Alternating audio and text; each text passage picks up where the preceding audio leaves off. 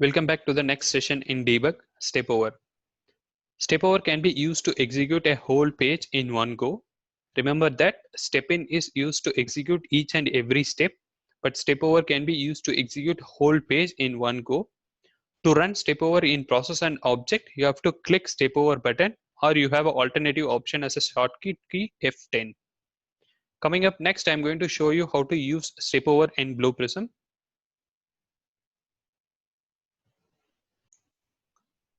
Open your process where you want to perform the action and just go to the icon where I highlighted in the screen, which is step over.